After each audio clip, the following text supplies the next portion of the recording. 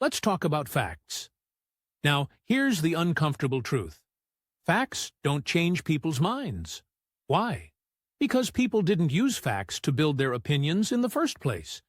They built opinions the same way they built IKEA furniture.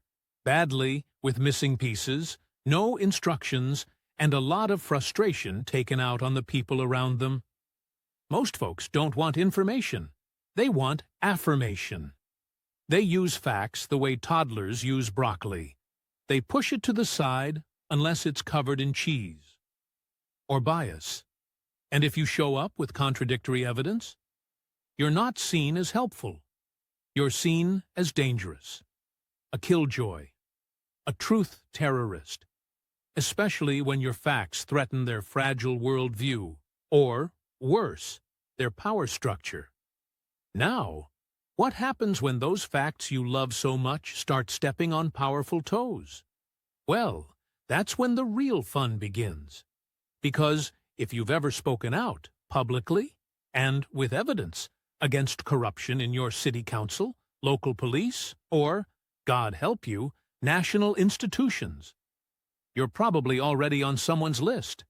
Not Santa's, more like the kept an eye on for asking too many questions list. This isn't paranoia. This is history with a Wi-Fi connection. In the 1970s, if you dared to challenge authority, like pointing out that the mayor's brother suspiciously won every city contract, you didn't get a medal. You got a file. Typed up, stamped, cross-referenced, and accidentally left behind on a bus. Nowadays, that file is digital and synced across 12 agencies, with facial recognition, metadata, and a bonus folder titled Probably Has a Podcast. You see, it's one thing to shout slogans. It's another to name names, cite documents, and connect the dots between law enforcement and extremist-linked organizations or communist-aligned foreign communities that somehow end up with city or government grants. That's when you go from concerned citizen to minor threat. Minor, but inconvenient. Minor, but tracked.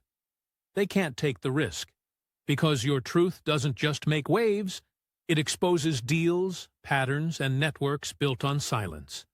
So, what should you do when you're pulled over for a routine stop, or questioned at a protest, or your FOIA request mysteriously gets lost in the system? Again, here's the play. Be professional, not submissive. There's a difference between cooperation and rolling over like a golden retriever.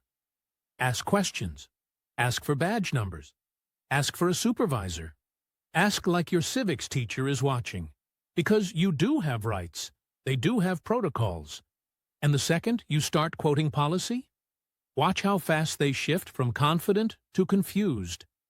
And if they falsely accuse you, don't lose your cool. That's the trap. They want you to blow up. They want you to resist. Because then it's not about the facts. It's about your behavior. Instead, stay calm, stay sharp, and let the courtroom be your coliseum. That's where you drop the documents. That's where you roll out the timeline. That's where you bring the email chain that mysteriously vanished from City Hall's server, but somehow ended up on your encrypted drive. Here's the truth. You're not a threat because you're radical. You're a threat because you're rational. Because you know how systems work. Because you read the fine print. Because you notice when police departments are getting cozy with authoritarian embassies, or when city officials funnel resources into communities with extremist ideologies. Because it's politically strategic. You don't just believe in freedom. You study it. You defend it. You embarrass people who claim it while violating it.